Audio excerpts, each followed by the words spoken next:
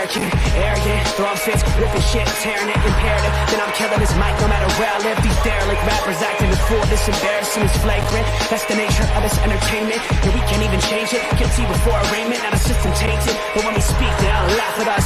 And y'all wonder why I'm lacking trust. Trying to fight a giant with attorneys that can back them up. That church versus science, both sides start acting up. I'm late on my assignment, hopping up a mile high, climbing, obviously never silent. New alignment, I'm defiant, can I describe it? Used to describe it as a young graffiti artist. Before the beard, I always got carded. At every bar, even though my bar's been the hardest. The scars on my face said I ain't always been the smartest, but I'll show you where my heart is. I said I'll show you where my heart is.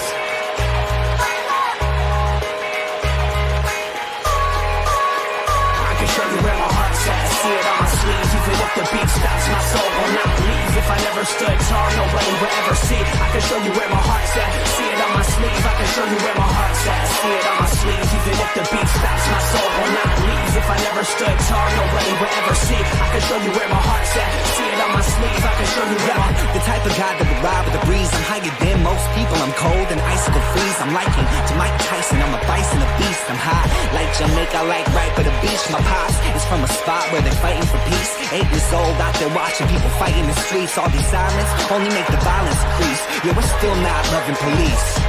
It's that bright young American, nice, dumb, arrogant. Tight on a mic, but he might need a therapist. Heart full of kerosene, head full of fairy tales. Said that you're my homie, you don't know me, but I know you very well. Roll back on some West Coast shit. This whole track is wetter than your dress code kiss. About to hit the track, running on some retro fit. It gets so lit, I guess so, bitch, now let's go.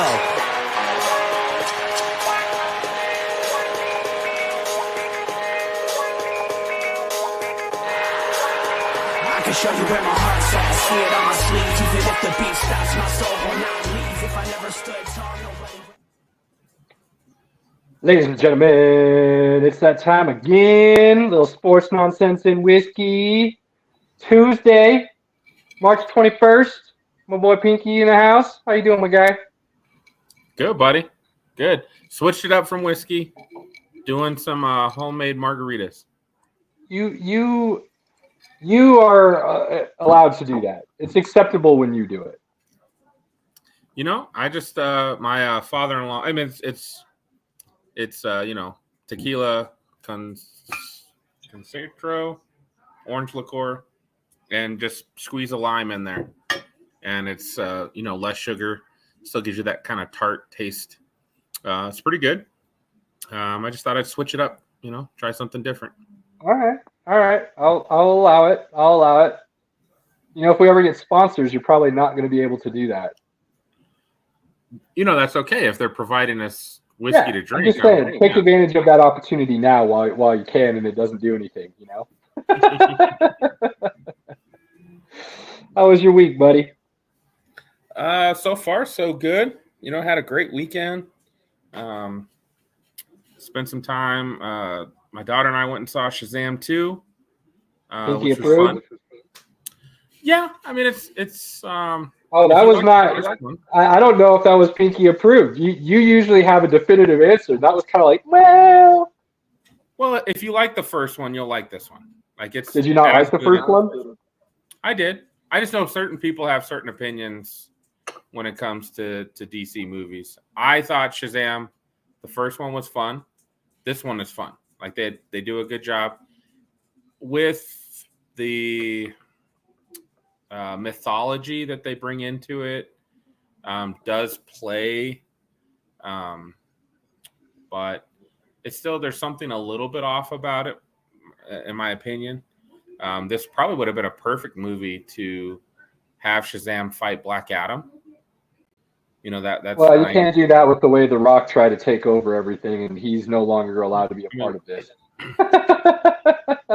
I mean, that's technically what Black Adam's whole, you know, that's basically what he does in the comics. Is he's the alternate to Shazam. I didn't know Shazam even existed until really the first one was announced. I don't know a lot about comic book characters that aren't like your main ones.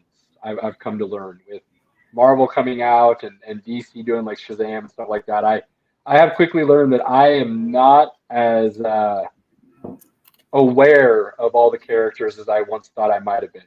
Like I had no idea Guardians of the Galaxy even existed until that first movie came out. Oh yeah, that was a fun little comment. I kept telling my buddy, I was like, "This movie's gonna be amazing." It was. The guy was like, "No." I was like, "It's gonna be amazing, bro. Just watch." And sure enough, Both of them but have been really good. he didn't know I about think, that, so yeah. So I'm good with that.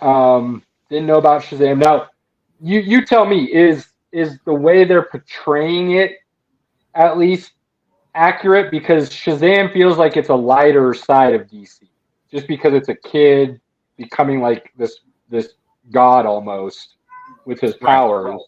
So it seems like it would be a little bit more lighthearted, a little bit lighter as far as the story's concerned compared to like a Batman that is notoriously like that darker overtone. You know what I mean?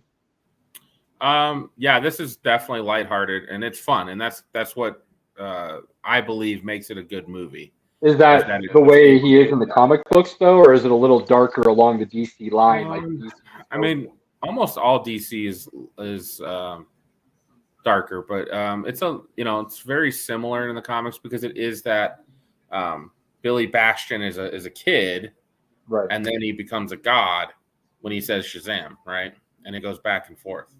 So that's where it is as a fine level. And Zachary Levi is he's awesome. I love that guy. Yeah, I agree. All right, well that's good. So Pinky approved. Check that out. Watched UFC fights with Andy. They were on at 3 because they were in England. Yep. That was a good time as well. I know you were pulling for Usman. I was pulling for Edwards, so I'm glad Edwards got the decision there. Yeah, but it wasn't like that. I'll be honest, for a ref, that's a hard fight to judge. Like if the refs gave the fight to either one, it's like, was it that close? It's like Edwards literally didn't punch him in the face like almost at all. The only thing Edwards did was kicks. And so very similar to the first fight. Or I guess it would be the second fight. The second fight, Usman. Yeah, I mean Usman was beating the crap out of him for 4 rounds in the first fight. This one was like Edwards held his own, absolutely. It's just like to me, it was basically 2-2, and then you had the 5th round. And I thought the 5th round you could have gave to Usman. Edwards also got docked a point in one of the earlier rounds, so that was a big thing. Was it a good dock? Like, was it a deserved point deduction? Because a lot of times it feels like they're not. Oh yeah. He had grabbed onto the fence like 3 times, and even at one point Usman's trying to slam him, and he's holding right on the fence, and he couldn't, and the ref was like right there. So it was a legit dock of a point, but it just lacked. You want to see something definitive. If you look out there, there's enough people out there that said Edwards won. You'll find just as many people out there that said Usman won. I'm like, if you gave it a draw, I'm happy with that. Like, I don't think either one of them really won. I do like it when the champ gets the champ decision, point, if you will, per se. Because if you didn't knock out the champ and you didn't overly like beat the crap out of the champ, then I can't give you the fight. So they'll fight a couple other people and they'll get back in there again. You think they'll do? Wouldn't that be a 4th? That would, yeah. You think they'll do a 4th? I do, because I think. Well, I don't know if Edwards is going to keep the belt that long. Like, Usman I heard Colby Covington called him out, and then Dana White just gave him the fight, which sounds ridiculous to me. I agree. It's ridiculous. Usman ran through that division. Like, he ran through everybody in the division until Edwards kicked him in the head, right? So Usman will fight a couple dudes, and if Edwards loses one fight, Usman will immediately get a title fight against whoever wins. I could see that. Then Edwards wins another fight or so, and then he'd be back, and they'd be fighting again for the 4th time. So I think it'll happen. Okay. That's my opinion. The Justin Gaethje fight was actually the best fight of the night. Dude He won was fight of the fighting. night for like a thousandth time, didn't he? I mean, that's what he does. He did. Well, he was fighting this guy from one of the stands. I don't know which one. Right. Kyrgyzstan or somewhere. This guy was like 5'9", jacked, just jacked. And this guy's punches were lightning fast. He looked like Gaethje beat the crap out of him though at the end of that fight from the pictures I saw. Well, Gaethje was sticking his jabs really well, and Gaethje was definitely giving it to him. The other guy kind of tired himself out first round, second round, because he was throwing haymakers, and his hands were so fast. Like Gaethje and him were on different speeds. Gaethje did not have that speed. Never good. As soon as that guy kind of wore himself out, Gaethje was lighting him up. Couldn't knock him out, but he was definitely lighting him up. That was a good fight. That's probably the best fight of the night. Saw some other good submissions. It's a good time. Anytime I get to hang out with Andy and have some fun. His fiance was there. My wife came. We just kind of relaxed, watched the fights, and it was kind of a good little afternoon until we got into our evening plans after that. And then trying to think what we did Sunday. We did something else Sunday, and then just celebrated my son's 18th birthday last night, and we went out to Tucano's, and that's a lot of meat, man. That's a lot of meat. If you don't know how to pace yourself, you could get in a lot of trouble there. Go home not feeling so good because you ate too much, for sure. Well, I didn't fill up on anything. You gotta keep that red flag up for a minute. You can't keep putting the green flag up. The red flag has to stay there for a moment. It was tough, man. They kept bringing over the teriyaki. The teriyaki was probably the best. I've learned that they try to cut off big old slices for you, and I've learned that I just give me just a taster, and I get tasters of everything I want first, and if there's something I want more of, then I'll come back to it. But I've learned the hard way myself.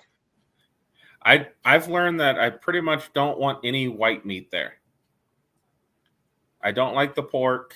I'm not a fan of the chicken. The chicken didn't taste cooked right. It was almost dry. They didn't keep the moisture. Overcooked. Yeah, for sure. Right. So any of the meats they brought out though were fantastic. So next time I'll probably just be like, I don't want none of that. Just bring me some more red meat. There you go. No. Well, good for Caleb. I heard he got his driver's license, got some J's. He had a good birthday, it sounds like. He had a pretty good birthday. I guess you only turn 18 once, is what the wife kept telling me. That's pretty true from what I've been told. And he got some Jordans from Grandma. He definitely got hooked up for being 18. The way it should be. No longer a kid. Give him the last hurrah. That was me, man. You do anything? You get I know with little man, you guys don't. Yeah, just not a whole lot these days. Just kind of hung out with him, and he definitely, he keeps the entertainment going, whether you want to be a part of it or not. He will do that, won't he? Watched a lot of basketball. Thursday through Sunday, man. I was on the TV all day. The wife literally looked at me. She goes, "Why you don't do this? This is new. Why are you doing this?" I said, "You what? No, this is every year. These first 4 days, this is all I do. I'm not sure how you don't remember this, how you block this out of your memory banks, but Thursday, Friday, Saturday, Sunday, 10 a.m. to 10 p.m. basically, I'm watching March Madness, and that is it, straight through." You guys have been married for years. How did she forget? I don't know. She's got a lot going on with work. Maybe she just didn't click for some reason. But yeah, this is definitely nothing new for me. I had to tell her, go talk to anybody that knows me. This is what I used to take days off of work if I had to, so I could watch the tournament. So this is nothing new by any means. This is very much in my wheelhouse. So watched a lot of basketball, and that was about it. Man, it is Good day. Well, let's talk about some of that. Well, Oh yeah, let's jump into it. Hold on. Let's talk about Colin Cowherd first. Let's get that out of the way. Okay, I mean that's basketball too. Let's talk about some negativity. I am a fan of Colin Cowherd. I don't always agree with his takes, but I have been a fan of his. And this take feels so forced, like he's either going to get fired or he better create a huge buzz to get his show going again, is what it feels like. Because this is just such an out of touch, unrealistic take. It just blows my mind. And the only thing I can relate it to is the LeBron zealots who will do anything and everything to put Jordan down to build LeBron up rather than just build LeBron up. You know what I mean? But for those that didn't hear it or have not heard what he actually talked about, but heard that Colin Cowherd made some crazy comments, here's his take. And you don't need context because this is literally his take. Out of nowhere, this is what he came up with. He said Jordan's mythology is just that. It's a mythology. It's not a fact. It's not based in reality, apparently. It's just a mythology. And this is how he decided to go about saying that. He tried baseball. He failed. He tried ownership. He was awful. He tried the Wizards. It bombed. Everybody understand. Take out Scottie Pippen and Phil Jackson. This whole Michael Jordan mythology is sort of just that. It's a mythology. This isn't the Odyssey, right? This isn't the Ragnarok story from Viking mythology. This isn't any of the Greek trilogies or Shakespearean tales. This is not mythology. Michael Jordan actually did these things. He won 6 NBA titles, 2 separate three-peats, right? He won a national championship. He dominated the league for years. Yes, he did go try baseball. Guess what every baseball person, true baseball person, says about Michael Jordan with baseball? He was going to make the big leagues. If he stuck with it, he would have been playing in the big leagues. Now, did he start off great? No. Was it an overall roaring success because he made it to the big leagues right away? No. But he played baseball for a year. A year. And what age did he start at? 30. He was 30 years old, and he's like, you know what? I just won my 3rd NBA championship, 3 in a row.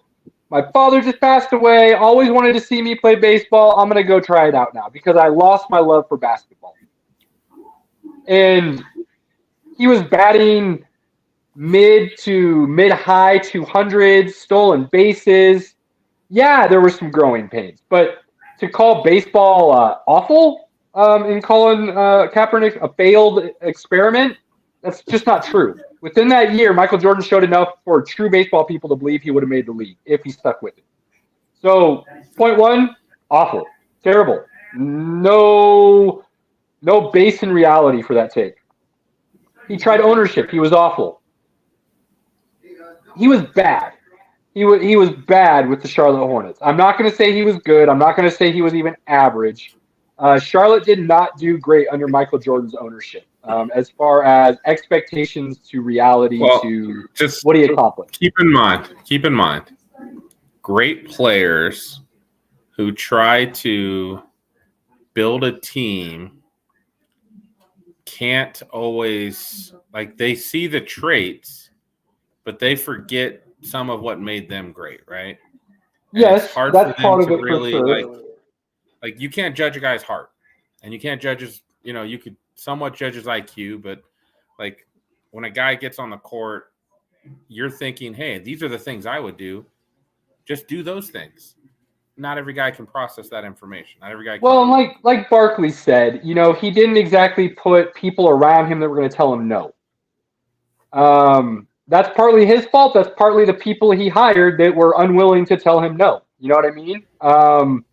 So, that wasn't a good move, but I won't say it was terrible. I won't say it was awful. And then he had some bad breaks. They signed Gordon Hayward to a big deal, and Gordon Hayward goes out and completely destroys his ankle. Major rehab needed. And that was when Gordon Hayward was balling. That was a great signing by them. It was a good get. So it wasn't necessarily awful. It wasn't good, but it wasn't awful. But at the same time, it also depends on what you want from ownership, because he bought the Hornets for like $177 million, and he's about to sell them for $1.7 billion. So, that's not entirely failure either. Now, that isn't necessarily what he did with the franchise, but it is a nice get. So I will say the on-court product was not good, but it was not awful. Awful is a very strong good return. That's a good return on investment. Damn right. That's some serious ROI. No doubt there. They do have LaMelo Ball. LaMelo Ball is really good, but he's been injured here recently. That's unfortunate. The Mikal Bridges situation, that's not good. He was playing well, and then he goes out and does some domestic violence stuff that, say what you want about the case. He's been cleared, but, that put him back. So there's been some issues. I would say not all Jordan's fault. And he's only owned the team for 13 years. That franchise has never been great. They had a couple good years with Alonzo and Grandmama Larry Johnson and Muggsy Bogues and those guys. But the franchise moved to New Orleans, right? Like, they were so bad, new ownership bought them and shipped them to a different city. So, it's not like he started off with something that was insanely good and he ruined it. He tried to take something that was not good and make it better, and it just kind of stayed not good. Right. To say the Wizards bombed, that is a joke. In Jordan's final year with the Wizards, he was still putting up all-star numbers.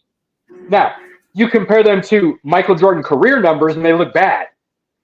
But he was 38, 39, 40 years old, still putting up all-star numbers. I would not call that a bomb.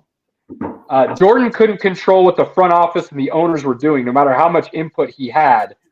Brendan Hayward being a bust, other situations going on. He did what he could, and it didn't work out. I don't know why you would fault Michael Jordan for that. So what he was doing on the court was still all-star level. Now, it might not be upper echelon all-star. It might be lower level all-star. Still all-star at age 38, 39, 40. Keep that in mind. Right. And then to sit here and act like Michael Jordan wouldn't have eventually won championships without Phil Jackson and Scottie Pippen. Ridiculous. Absolutely ridiculous. He would have. And I've heard multiple vets come out and say the exact same thing. Would have you won 6? Would have you had 2 different three-peats? Probably not. Probably not. But to say he only won because of Scottie Pippen and Phil Jackson, I think is absurd. It's absolutely ridiculous. He was winning before either one of them got there. The only reason he didn't go on farther is because the Pistons were allowed to literally mug him in a back alley. Well, it's almost like saying if you pick LeBron up and you don't put him with Dwayne Wade and Shaq and get a title. Or no, I'm sorry. Shaq was before. Not Shaq. Yeah. Dwayne won with Shaq, but carried Shaq in the finals. So then, that could have been an MVP year for Shaq instead of Steve Nash, but Wade carried him in the finals. Where did LeBron go? Went and played with his boy down in Miami. Dwayne Wade helped him learn how to win. Chris Bosh came along with him a couple years later. Ray Allen. He goes back to Cleveland, and then he has Kyrie Irving there and Love. Yep. He goes out to LA. He's got Anthony Davis. So, he would have been in the same situation if he doesn't go and play with those other stars. Does he maybe get one? Sure. Could LeBron get one? Yeah. But they've proven over the last, 15, 20 years, if you don't have other stars around you, you're not going to win. Like that one guy is not going to win a title. Well, let's be honest. How it's done. You know, and I'm not trying. I hate that when you say something negative about like LeBron, it means you dislike him or you're trying to put him down. And when you say something positive about Jordan, you know, you're trying to build him up. It's not the case. I love LeBron's game. I always have. I was super excited to watch him come into the league. I remember his first game against Sacramento. Dude came in as a prodigy and showed every ounce of why that was the case.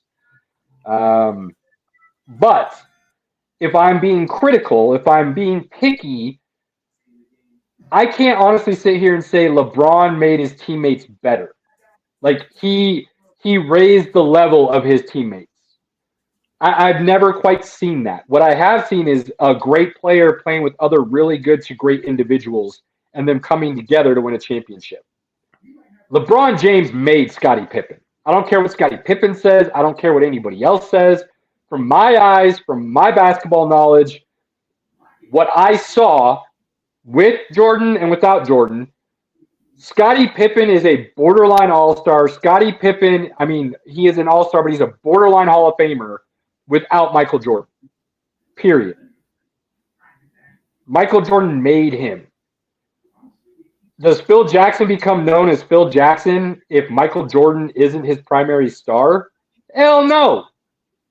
No, you had to get Michael Jordan to buy into the Tex Winters triangle offense and run that offense with Michael Jordan, Phil Jackson being the Zen master, being able to bring all these personalities together and allow them to be a cohesive unit. Now, is that a credit to Phil Jackson being able to take these big personalities and allow them to work together as one? Hell yeah, it is. But does anybody listen to that message if Michael Jordan isn't there first taking heat? No, probably not.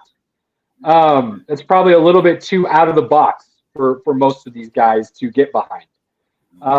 Does Shaq and Kobe listen to Phil Jackson if Phil Jackson hadn't won 6 titles with Michael Jordan? I'm going to say no. I'm going to say he doesn't get that opportunity to then go to another three-peat run with Shaq and Kobe. You know what I'm saying? So Michael made all of that work because of who he is, his personality, his determination to win, to be great. Now, did he always go about it the right way? I mean, no. Punching a teammate in the jaw and trying to cold clock him out is not the best way to go about making people want to play with you. But then you see things like on The Last Dance, the way he talked about a guy like Luke Longley. And he admitted, I didn't always talk to him the right way. I didn't always maybe endear myself to him, but I wouldn't have done it without him. And if I'm going to battle, I'm picking Luke Longley every time. That shows you that he cared and loved these guys. He just may not have always shown it the right way. So I think the Cowherd take is trash, to be perfectly honest with you. And the fact that anybody would listen to it or believe it, it blows my mind. And it blows my mind that somebody who watched Michael Jordan and grew up in a time where they were in their prime memory years, if you will, to be able to write about it and follow it and report on it, would come out and give that kind of take is mind-boggling. My biggest question is like, why? Why? Why are we worried? Like, why are we trying to tear Jordan down at this point? If LeBron's your guy, like that's cool. Like prop LeBron up and he's your guy. Like I got no problem with that. People who are LeBron guys, hey man, have fun. I know what I watched. Yeah. Jordan did things I haven't seen anybody do since. And he did it in an era where you could be physical and you still had to be a man and go to the basket. I love Steph Curry, but like he's the best shooter ever. I think Jordan would be on point with that if the game was different back then. Like the game was still go to the basket. It wasn't sit back and shoot threes.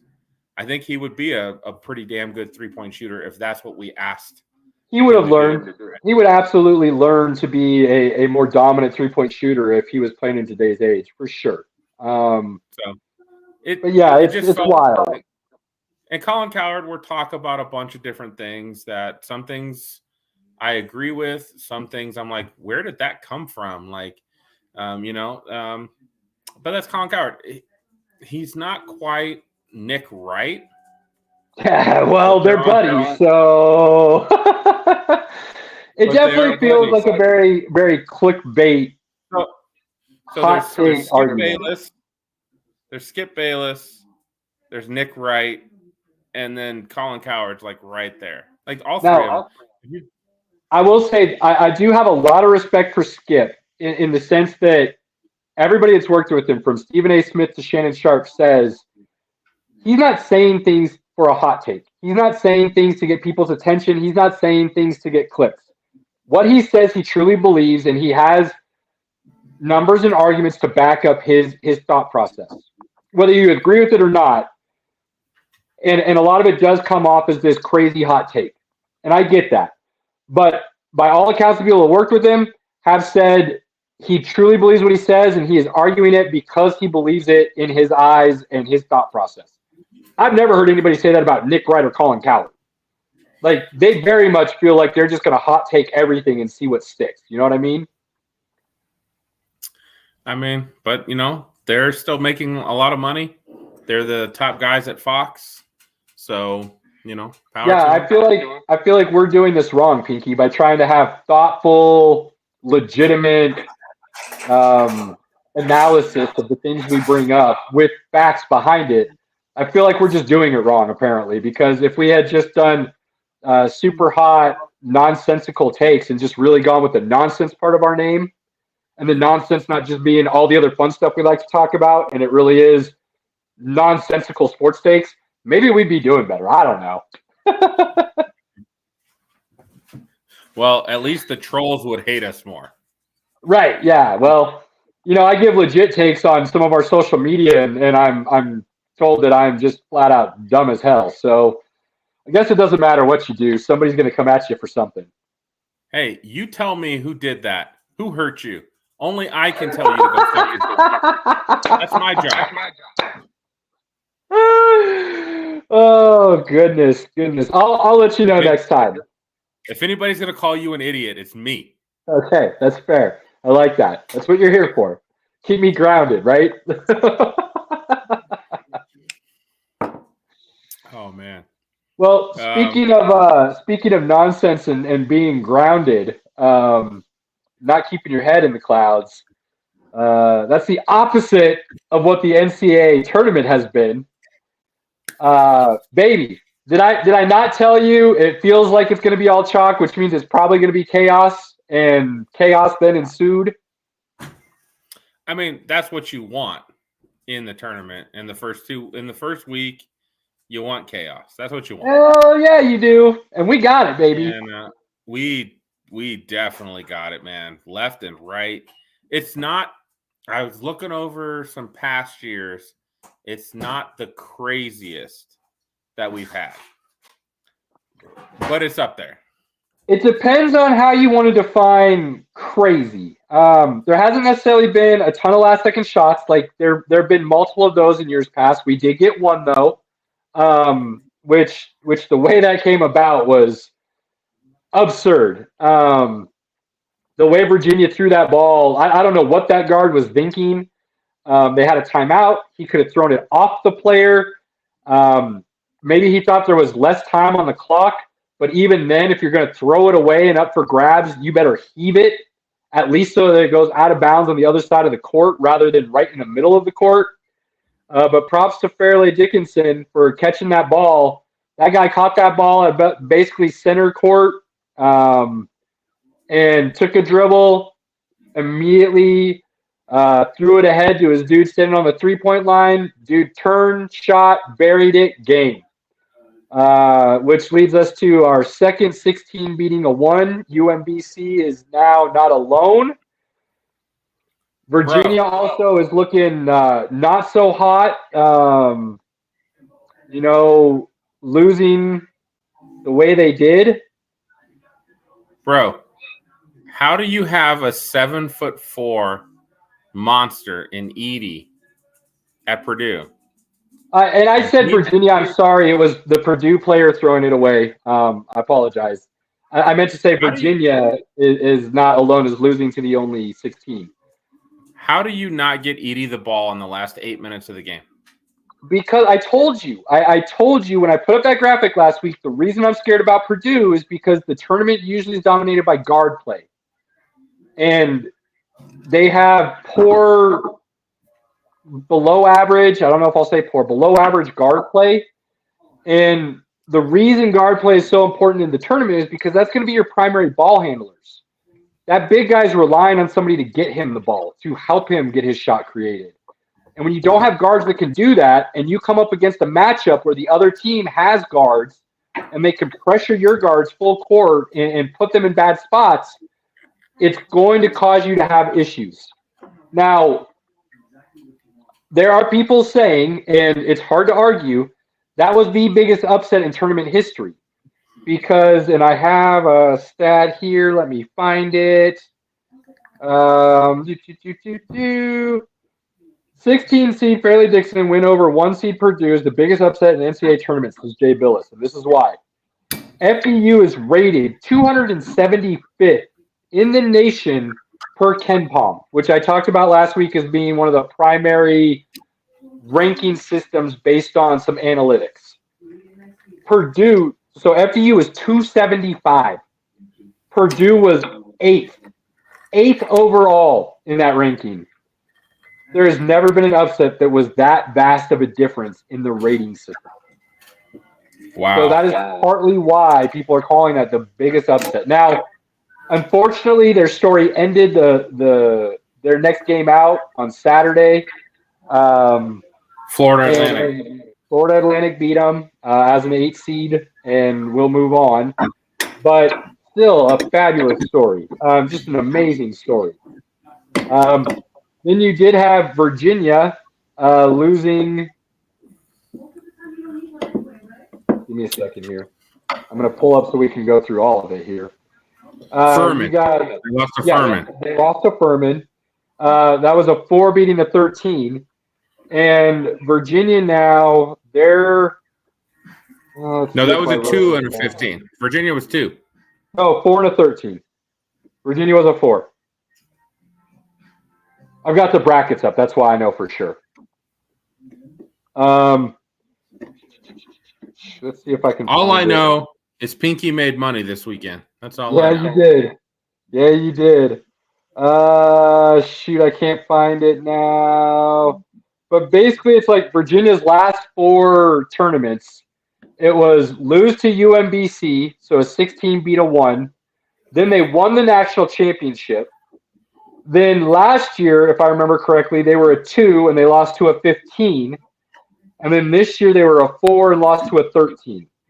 And a lot of people are out there saying that's the worst stretch possible. Virginia's a terrible program. And I'm sitting here going, dude, I would take that. If that was my school, I'll take that national championship and then have a couple off years here and there. Like, that's pretty good still. So, but unfortunately, Virginia's got a bad track record here the last 4 years of losing to really bad seeds. It's not good. It's not good. Not good. No, it's not. And then Princeton, what happened with Princeton, Pinky? Well, Princeton beat a 2 seed, right?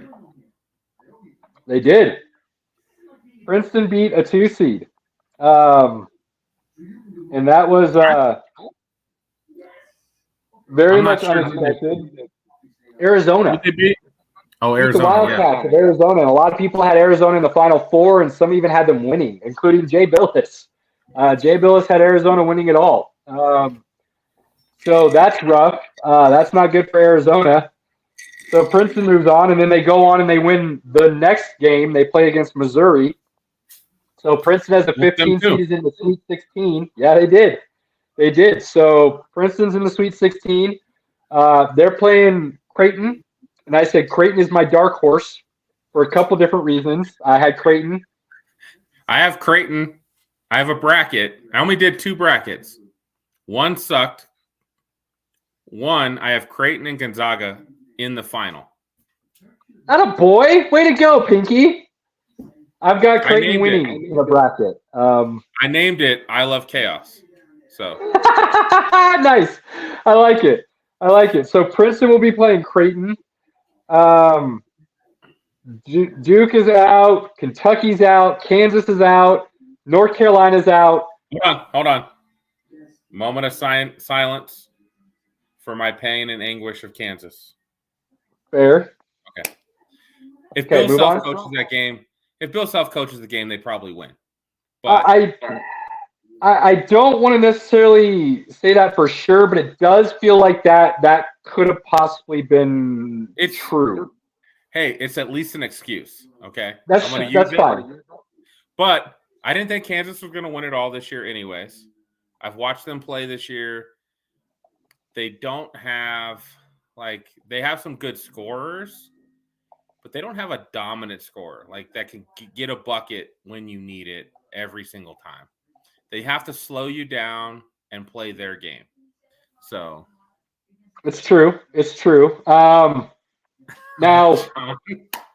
this is the. We'll have to I talk don't even about know, that. and I'm missing some of them. But this Arkansas does have a couple dudes that will probably get drafted in the NBA. So Arkansas does. They got some good talent. This is the first what was it 60 years of the tournament roughly. Don't quote me. I can't find my note. I apologize. But at least one of those 4 Blue Bloods was in the Final Four. So from 1920 to 2019. Yeah. There was at least one blue blood that made the Sweet 16. Sweet 16, yes. Last 3 years, 2 of those 3 years, none of them have made it. So there is a slight changing of the guard. I don't think we're quite there yet, but I do believe there's a slight changing of the guard where parity is starting to become more common within college basketball, and so those blue bloods aren't necessarily getting all the top recruits like they used to. You've got a couple things going on when you talk about that.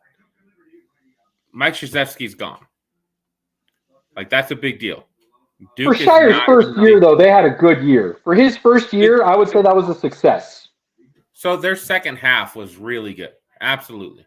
They came on and they made it happen. But that was a problem. Mike Krzyzewski's gone. Then you've got I don't know what happened to UNC. UNC was they were supposed to be pretty good and they weren't. Kentucky, Kansas, you got NIL. NIL is going to really help some smaller, squads get some of those players. You probably won't see Duke, Kansas, UNC, Kentucky stacking 5 one and dones and holding on to other guys. You've also got some guys are choosing the G League instead of going to college, right? So and it sounds like thanks to LeBron, and I will give him credit for this because I do believe it is solely because of him and his voice and the fact that his son is about to be eligible for the NBA. The NBA will get rid of that. You got to go to college for a year. It'll be back to you just have to be 18 to be eligible for the draft, and it'll be up to the owners to make the right decision. I've always hated the one and done. It's stupid. Always hated it. If a guy is physically dominant in high school, that you want to project him, that he can play in the NBA, then who cares?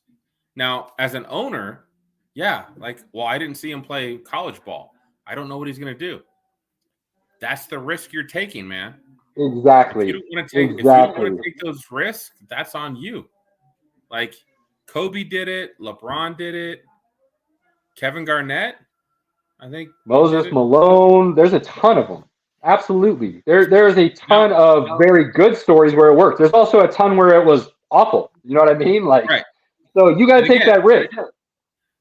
And that's part of having the right scouting department to be able to be no, this kid will really be awesome out of high school. Carmelo Anthony probably didn't need to play college ball, right? I mean, he took Syracuse to a title. Yeah, his freshman year went out and won a title for the Orange. So, yeah, he was ready to go. Anthony Davis. There's so many guys that were one and done that are just you made them play college ball.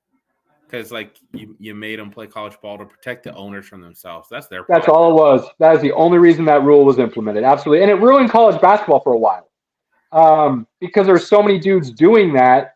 And now it's come back to, I think, that rule will go away. You'll start seeing more juniors and seniors playing college basketball. You'll see more Drew Timmies with Gonzaga.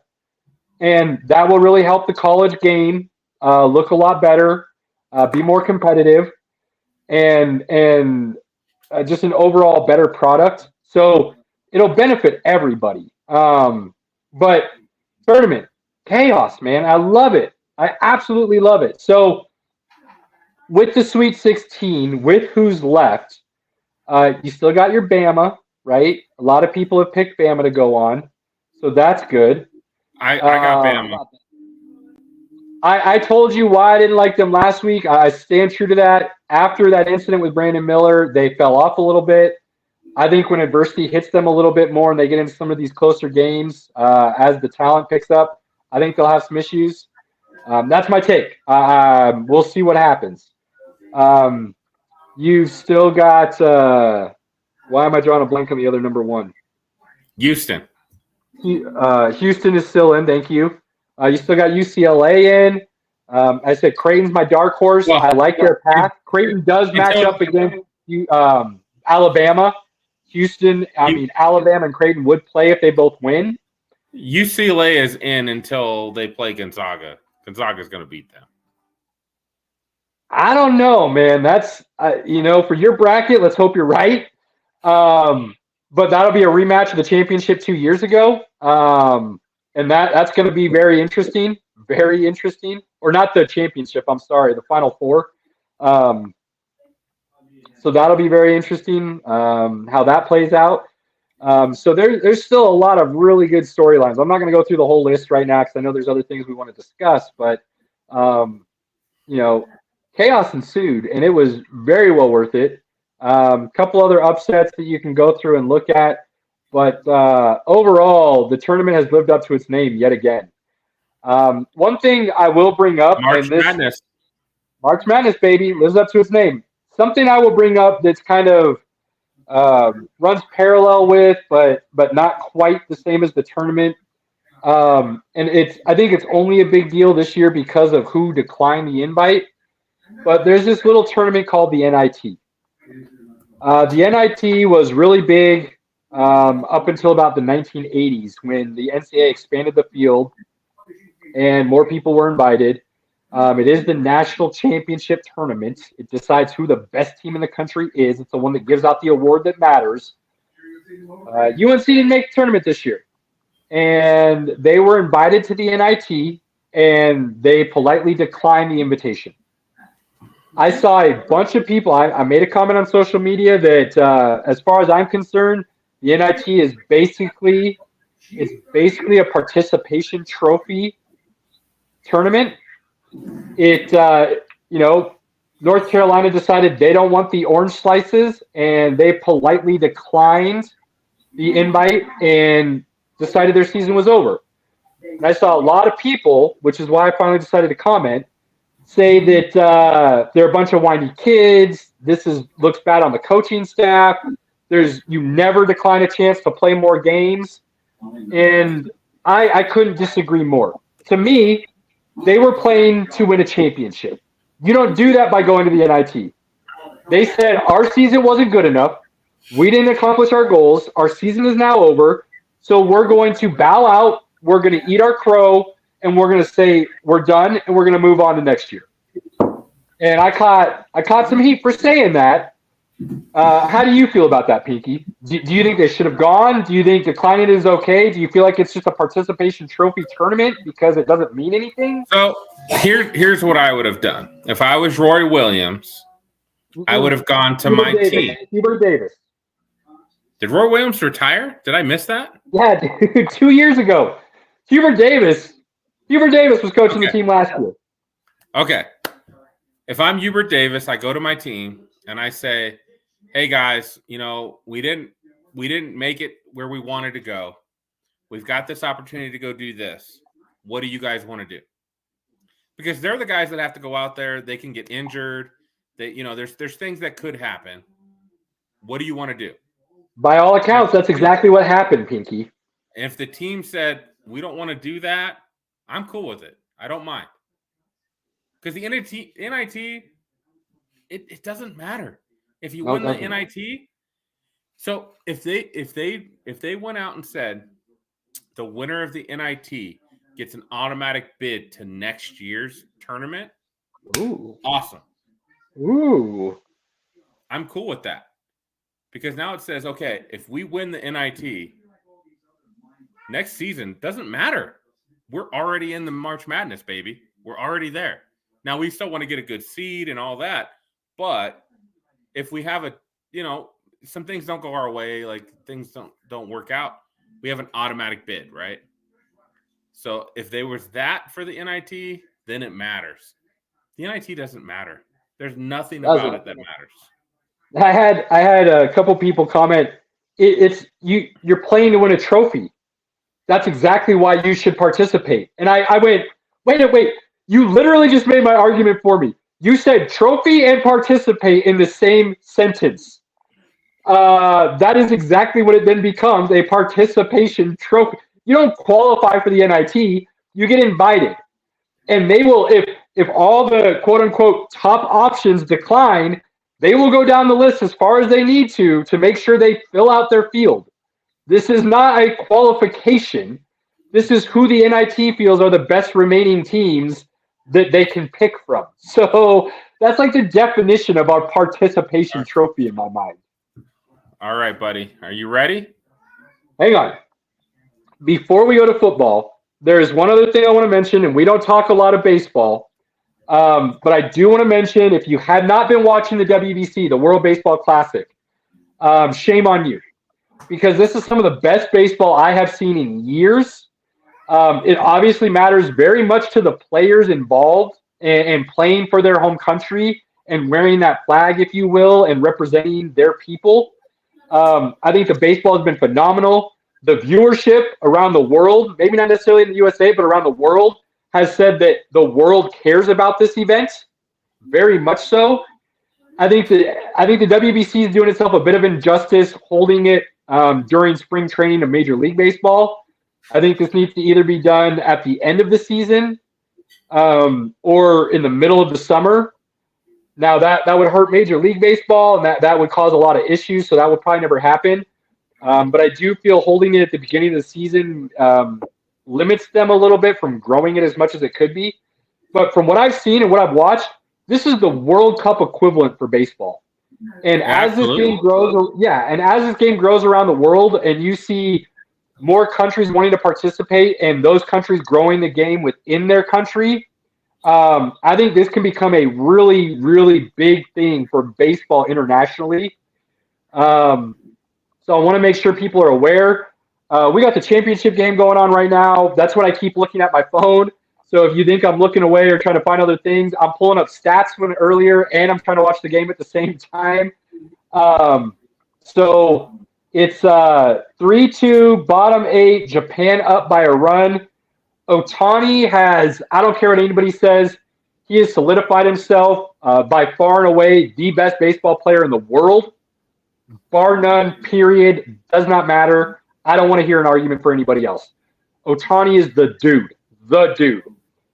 Trout is finally getting to play meaningful baseball games by all accounts because they were able to make it as Team USA to the championship game. Trout doesn't know what this feels like. So that's something. Like I said, bottom of the 8, 3-2, 1 out. Japan is up to bat. It's going to go down to the wire, and I think people need to be paying attention to this. And if you haven't been, you're going to have to wait a couple years until the next one rolls around, but pay attention to it because the love of the game that these guys showed while they were playing for their countries, I think, has not been seen in Major League Baseball. I do think their timing right now is pretty good because it's during preseason, and these guys are still getting their work in. So I'm okay with that. Cody, I agree. There's not a lot of better options. I just feel like because they're not at spring training and some of these guys have gotten hurt, Altuve, broken thumb, Diaz for the Mets, Edwin Diaz, tore his ACL celebrating a victory. I think there are some baseball people who are really trying to take away from what this is and try to cast a bad light on it. If there was a way to, on WBC years, maybe let's push the season back. Let's push the start of Major League Baseball back a month and allow the WBC players to have a spring training, if you will, and then go into the WBC. Maybe that would be the better option. But you're right. After the season, players would be drained. It would be hard to get the best out of them. So I don't disagree with you there. I just having it during spring training, I think there are some guys, especially United States guys, who didn't play in it because they're worried about winning a championship in Major League Baseball more than what a lot of people have said amounts to an exhibition game in the WBC. So it's tough. It's tough. But, I'm not a huge baseball guy. I love baseball, but I'm not as invested in it as some of the other sports that I follow and talk about.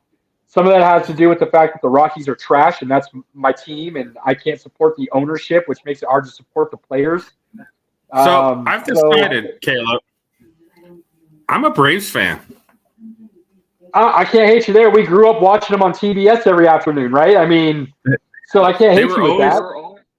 They were always on TBS. We watched them. I rooted for them during the 90s. I'm a Braves fan. I've decided. I'm good with that, Pinky. I was a huge Braves fan in the 90s with Maddox and Glavine and Smoltz and Avery. One of the best rotations ever in the history of Major League Baseball. Fred McGriff, David Justice, Chipper Jones a little bit later on. I was a Braves fan too. And then the Rockies came along and I became a Rockies fan because I finally had a hometown team. I probably should have never done that. If we're being honest, I should have never done that just because. That was a mistake. And a mistake a lot of Colorado fans make. All right. WBC as a whole, I think, has been really successful. Be looking out for it next time it rolls around. And if you're listening now and you have a chance to throw a TV on while you're watching us, go catch this last inning and a half because it's great baseball. Great baseball. Now, transitioning. I think he's been patient. We appreciate him being patient. We know he also doesn't want to talk about some of this other stuff, so he had no problem sitting in the background, waiting in the studio to bring him on. Ladies and gentlemen, very special guest, one of the originators of Sports Nonsense Whiskey, will always be welcome anytime he wants to crash the party and come join. This is our boy, SP. My guy, how you doing? How's it going, guys? Yes. As you got into baseball, I literally almost clicked out. I was like, well, at least I made an effort. But I was like, I show up for this? What am I doing? I timed that perfect. That's great. For those that don't know, SP, our buddy Aaron, this whole thing was originally his idea. We were all hanging out one day. He knows Pinky and I love talking sports, came to us and said, I got this idea that I thought about. Would you guys want to be a part of this? And what was our response, Pinky? Yeah. Duh. Yeah. Wait, I get to drink and talk sports? I'm in. Exactly. Right. Exactly. Yeah. So you have the technical know-how, you have the sports know-how. It just worked, So first 2.5 years roughly. SP Aaron. SP is because we started deeming him our super producer because he was the only one that knew what we were doing, and to us that means he's high quality, amazing, and we can't lose him. So thanks to his know-how, we got this off the ground. I like how you say that, and then you've been like kind of doing your own thing for the last how many months? Well, I mean, like look. We were doing some StreamYard before we were lucky enough to get noticed by MHRT, and they pick us up, and now we have somebody producing some other things for us. But you'll always be our first love, my guy. Oh, thank you. I appreciate that, and I was happy to be there for Inception, even though I feel like an abandoned father at this point. But it's okay. I just did the part that counts, right? Yeah. No, I've been like definitely been wanting to chat a little bit of football with some of the off-season stuff going on, and of course, I double stack my Tuesday evenings because everybody's like, we need a day. What day can we do all of our business stuff? And I'm like, Tuesday, why not? And then after the fact, I'm like, of course, yeah, right. Tuesday, that's podcast day. Right. Okay. So anyways, thanks for bearing with me. It took me a second to get here. I have been extremely busy, so it's been a lot. Yeah, a lot going on. Let me address one thing, Aaron, because I want to know what you want to chat about. But I got to adjust one of our comments from one of our buddies here. Oh, John was asking why I'm wearing a Bengals jersey. I just figured you decided to start making good decisions. Was my first thought. I'm like, look at that. He gets a sponsorship, and all of a sudden, yeah. Oh boy! All right, nothing's changed. Love it. Love it. Nope. So yeah, what did John, I mean, we're going to talk NFL anyways. So what big topics or thoughts have you had that we can kind of go off of? Oh, were you going to go into some, Pinky, though? Like you were going to address? I was going to say, John, you know me, buddy. I mean, I've got the Broncos tattooed on me. All right, that's my team. But that's Andy true, and I have said we're going to go to every stadium and we're going to root for the home team. We're going to take in like the fan experience at every NFL stadium. Well, if you're going to do that, you got to wear that team's jersey. So you got to get a jersey of every single team.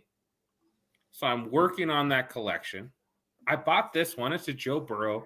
I think it looks really good on me. I was like, I'm going to wear it to the podcast. So that's why I'm wearing it. I've got Josh Allen. I've got Aaron Rodgers. I've got a Mahomes. I've got a Ray Lewis. I've got J.J. Watt. I've got Luke Kuechly. I've got Aaron Donald. So I'm working my way down my list of getting one. I got Rob Gronkowski from the Bucks. So, well, okay. I mean, he's not completely wrong, but I can't wait to see who you get for the Raiders. I think it should be Jerry Rice, just to really kind of stick it to the Raiders. Oh, yeah. There's only two. There's only two guys for the Raiders. It's Marcus Allen. The only correct answer is Marcus Allen.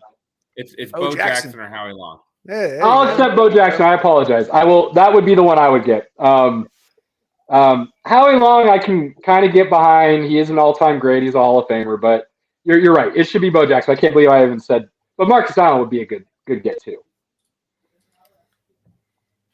Good stuff. All right. So football. I kind of wanted to really just kind of go over what people are thinking of off-season trades, signings. What we think is going to happen here by the end of the close. And, of course, we have draft coming up. How long? Month and a week, roughly. Month and a week. Okay, yeah. Gotcha. I don't know why I was thinking it was the end of March, end of April, huh? Something like that, or first week of May. I don't know. Anyways, so yeah, like last week of April. Gotcha. But yeah, I don't know. I got some interesting feelings about this. Also, of course, wanted to discuss. Yeah. Well, I see the haters have grown. Oh no. Let me ask you this. Let's start with your team. Big Cowboys fan. They signed today. Actually, I think is a sneaky good pick with Pollard. Not sure how long he's going to be out or how long he'll take to recover. Yeah. Obviously, he didn't do well at all with the Chiefs for whatever reason, but I think there's a lot of crazy potential. He's only 25. Ronald Jones, what do you feel about that coming into your backfield? Yeah, I mean, no running back's going to do well under Andy Reid. That's just how it is. He's never going to use them for anything useful whatsoever. He'll never get him an opportunity to have any kind of a rhythm. And unless you're more of a wide receiver than you are a running back, you absolutely have no place in his game plan. So it's like, I don't even know why they bothered signing Jones. But I think he's a great fit, and you guys can go back. I've been saying it for years that they never should have signed Elliott, that they should have actually had Pollard from the beginning, booted him, never wasted the money. I even said that they shouldn't have signed Prescott. So, I was not on that board either. So all these things that they're finally starting to realize after they've burnt millions upon millions of dollars to get literally the same result. Hopefully now they're starting to figure something out. But yeah, I said that from the beginning. Actually, I think Ronald Jones is actually closer to Ezekiel Elliott than Elliott is now. You know, he just showed that he's completely lost the step. He doesn't have the luster. There's no strength. There's no power. I mean, injuries are clearly stacking up on him, and he got completely outshined by Pollard, who weighs less than him and shows better. Wait, let's be honest. Both of you pause. I apologize. I hate doing this when you're finally here to talk with us, SP. But top of the ninth is about to start. Japan is up 3-2. 3-2. Otani just came in relief to pitch the top of the ninth. So if you're not tuned in, go watch now because this is about as good as it's going to get. Like I said, it's Otani. I'm just going to throw this out there. If they're not tuned in now, they don't care. Look, you know me. You gave me the quarter flipping designation, so I'm gonna promote everything. I apologize to interrupt, but now's the time. I won't mention it again. Let's continue. So Rojo is a good hammer. Yeah, he's a good back to have. Like I saw something on Twitter. Does this affect Pollard's fantasy value? No, not at all. No. Matter of fact, the majority of the Pollard's touchdowns, I believe, were more than 10 yards out. So it's absolutely, you don't even have to worry about they're going to give it to him. Like he was scoring way before the goal line, so you don't even have to worry about that for it. So yeah, no. The only thing I think it could do is if Pollard doesn't get back until let's say week 6, 7, 8. And Rojo does get to run as the number one and shows out, I think it will tell Dallas that we're not going to bring Pollard back as the 1A guy. He's not going to get those true RB1 touches. He'll get more touches than Rojo, but I think they'll still try to use him in that explosive manner. And like you said, use Rojo as that hammer, like you guys were saying. So Rojo will get more touches than maybe originally expected if he shows out and Pollard does take some time to come back. Now, if Pollard's there to start the season or the first couple weeks, I think Rojo's more of a spell type of guy that just comes in to give Pollard the breaks. So that'll be an interesting dynamic to look at. So do the Cowboys try to trade up and get Bijan Robinson? I don't know what we have to even work with to try to trade up. Because what's his anticipated pick? 20-ish, I would say. Round. Yeah. Well, I mean, because Cowboys are probably like 26, 27, something 20, like that? 26th. Yeah. So I don't know, maybe, but it's one of those things like it was kind of on my mind. I was like, man, if I were them, I'd go and take advantage of a really stupid team and see if I could trade Prescott to the Bears or something. You know what I mean? And then I'd even take their quarterback. You know, I'd go even swap and just get all that cash and just go start signing people. You know what I mean? But I'm like, their money in sports betting would be better off than on Prescott, in my opinion, because he's not proved that he could be that guy. He is a true cowboy in cowboy fashion. So, hey, if he falls late first, that'll be great. Like, I think Bijan's going 18 to 24. That's the range I see him going, and I do believe somebody will move up to grab him. And I could see it being somebody like the Eagles, to be perfectly honest with you. Oh, that would hurt. That'd be brutal. They got two first. They got two first. They could take their first one. What is it, 13, Pinky, I think? Yeah. Trade that back a couple picks and then grab Bijan there and then go grab whatever else you need. I think Bijan's going in that 18 range. I got to say, I'm absolutely going to despise my division for probably the next 7 or 8 years because the Eagles will for sure be the best team in that division for maybe the next decade. And I wasn't really anticipated or like anything changing, but it's definitely not going to be fun as a Cowboys fan because it's like, oh yeah, I remember these years, you know, like back when Andy Reid was the coach of the Eagles, and every year it was always the same thing. Right. So yeah, it doesn't even matter if you get a glimmer of hope because here comes the Eagles to squash it out, and then I get to hear it from all the Eagles fans that I work. How do you feel about the Stephon Gilmore signing? I don't think that was our problem. So, I mean, it's not a bad thing. Matter of fact, if anything, one of the biggest things that kind of irritated me was like losing Dalton Schultz. I'm like, why would you let him go?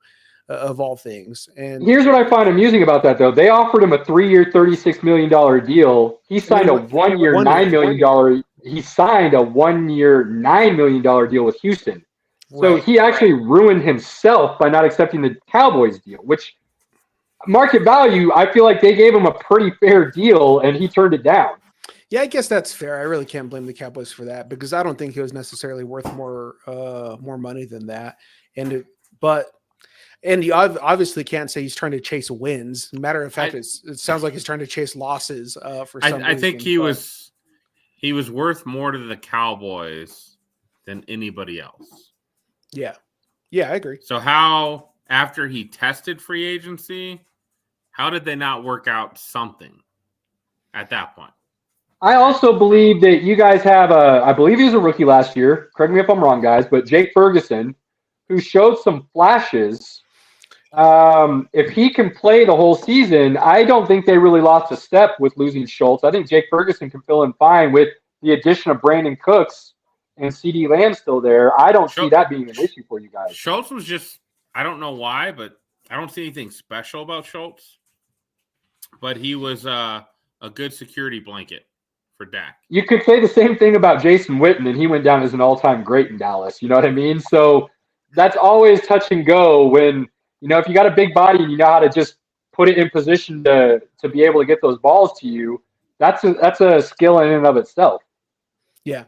No, I completely agree. And I think it's more of, I think the Cowboys just generally are really good at drafting tight ends. I mean, I don't know what it is about their ability to find tight ends that just work in their system, but that's definitely a skill. They've not had a lacking tight end in 20 years. I mean, they actually probably longer than that. I mean, let's go back to Jay Novacek. You know what I mean? It's like, you look at it, they're running like 30 plus years of like good tight ends. So, but to go back on the Gilmore thing, I think there's that potential, but that's not their problem. You know what I mean? Their problem is even when their defense shows up, their offense chooses to do absolutely nothing to win a game. And so, well, that won't be an issue now with Mike McCarthy calling the plays, right? You guys should be just fine. Oh, that was absolutely horrendous. Absolutely horrendous. And we deserve every bad thing that happens to us. So it's like, it's whatever at this point. Like I said, I'm mentally prepped for the next 10 years of failure and watching the Eagles just flourish and probably cash in a Super Bowl or two. Well, it's going to be interesting with Kellen Moore calling plays for Justin Herbert this year, what that offense does and if they're more consistent. Yeah. And what the Cowboys do in comparison, because you've got Mike McCarthy saying he wants to run the ball more. He doesn't care about being the top scoring offense.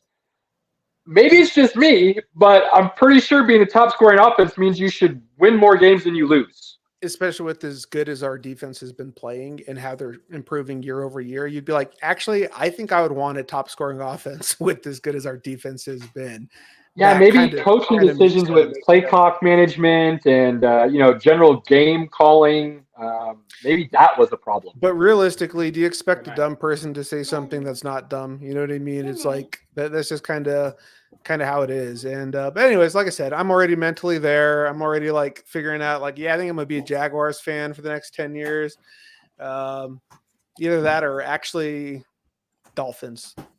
I'm kind of like bordering, definitely in Florida. Yeah. It's like my mind's already retired. You know what I mean? I'm just headed to Florida. I'm going to start cheering for those guys. Miami's good, bro. I mean, Miami's got a squad right now. If Tua stays healthy, it's a big if. He's got to be healthy. Yeah. But if Tua stays healthy, man, they're an AFC contender in my mind. Oh, 100%. Actually, funny enough, I did a little bit like a rankings on all the divisions and where I think they're going to be placed in this next season. And if the Jets do get Aaron Rodgers, I think for sure they're going to finish number one in that division. But if not, I think Dolphins are actually going to take it. And I actually have the Bills down to the third. I think they're barely going to be above the Patriots.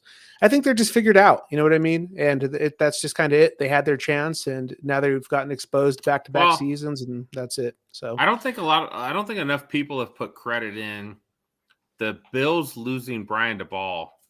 That's a big deal. Yeah. That's a big deal. Well, let's be honest. I think the lack of a run game in Buffalo is part of the reason why people have been able to figure them out, like you said. So unless they want to devote more of that offensive game script to actually trying to run the ball and take some pressure off that passing game, I don't see anything changing. Now, you brought up Aaron Rodgers. I personally, and I might be, on my island, which I'm pretty familiar with being there alone. But I personally believe the Packers at this point have zero leverage, and the Jets have all the leverage in that situation. This is why I say that. The Jets have a backup plan. Now, it might be a trash backup plan, but they can always go to Wilson if they want to and wait a year and then figure out something in next year's free agency or draft. Yeah. The Packers, there is zero way you can bring Aaron Rodgers back for two reasons. One, you already said you're going with Jordan Love. He's ready. And two, there's no way you're keeping that $50 million on the books. So I believe whatever the Packers have, $60 million. Whatever the Packers are offered by the Jets, they should just take, even if it's a bag of Cracker Jacks. Because if they wait and they prolong this, two things I think could happen. And this is going to take the Jets standing their ground, which I don't know if the Jets have the balls to do it. But you stand your ground and you wait and you say, we'll just go with him because Aaron Rodgers could retire if the Packers keep trying to screw with him. And the Jets could just go with Wilson. So I don't understand where all these people are saying the Packers hold the leverage and they should wait until they at least get a first at a minimum. On the Jets, I'm not giving up anything other than a third, and that's out of the kindness of my own heart, just so that we can get him into the building now rather than later. What do you guys think? No, I think you're right on. Like the Jets, listen, the Jets have already proved, listen, they don't care if they don't win. You know what I mean? It's like they're not hurting. You know what I mean? It's not like, oh, no, this is the year and we're making a run for the Super Bowl. They're like, no, this is the year and we just pick up a quarterback and draft next year. Who cares? You know what I mean? It's like it doesn't matter. So if the Packers are smart, because they're clearly going to have to be moving toward the kind of more of a rebuild atmosphere anyways, you take as many draft picks as you possibly can now while you can, because you really don't have any other options in that sense. So I think that's a good move for them. And then plus, I think Rodgers goes to a division where he genuinely has a good chance of like winning that division, which is exactly what he wants to do. He wants to go somewhere to be a competitor, which ironically, 2-3 years ago, nobody would have ever said, yeah, let's go to the Jets to be a competitor. But they're actually they are building a solid team. The only area they're lacking is quarterback. If they have a competitive or they have a competent quarterback last season, they get in over the Dolphins. Yep. If they have an average quarterback, they're in, and then they beat the Bills. Yeah. Let's be honest, if Miami had Tua and not if they had Teddy Bridgewater, they probably win that game against Buffalo. Yeah. But instead, they had to go with Skylar Thompson, and that cost them. Yeah, the Jets so that goes to your point with the Bills. Yeah, for sure. I was going to say the Jets somehow managed to have like the 3 worst quarterbacks out of the 3 worst quarterbacks you can have. That's impressive. You know what I mean? It's like they just need to get their team of people together, pick things, and then have somebody come in and do the exact opposite of what they're saying. Yeah. So it's kind of like me at a roulette table. If I put my number down, just go somewhere else. You know what I mean? It's not going to be anywhere near that. And then that's how they should manage basically their quarterback situation. So now I'll caveat that, and you guys may not agree, or you might. I would take Mike White over Baker Mayfield. So they might have had 2 of the worst 3. But I personally would rather have Mike White over Baker. Honestly, to me, it completely depends on the team. I think, funny enough, Mike White would have been better on the Buccaneers than Baker Mayfield. And I think Baker would have been better on the Jets. I think the team dynamics actually are, again, perfectly the opposite of what they chose to do, you know? So it's like, I don't know. I think that'll be interesting seeing him, but I don't expect him to do well on the Bucs. I don't expect the Bucs to do well, period.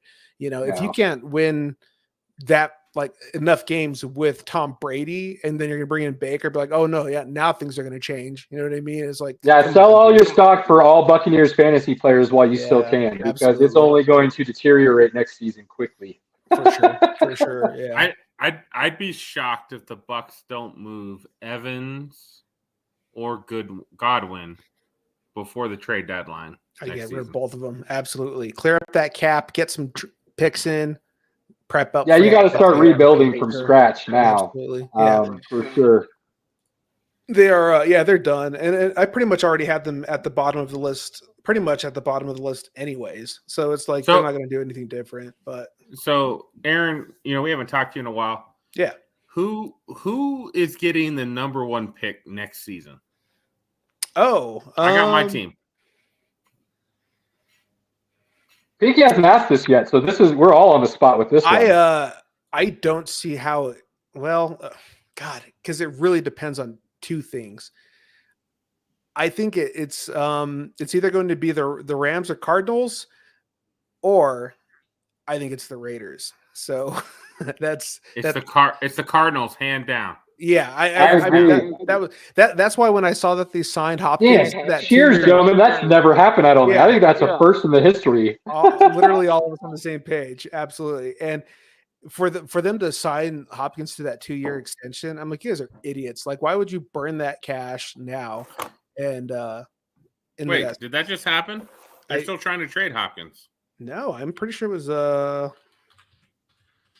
unless I'm just like smoking crack. Who knows? Let's see. You've been out of the game for a little bit, buddy. It's true. I think Hopkins is still on the trade block. Okay, never mind. Yeah, cool. I could have sworn I saw a 2-year, $54 million deal, but okay, maybe I didn't. Or I saw like old news. That could have been it as well too.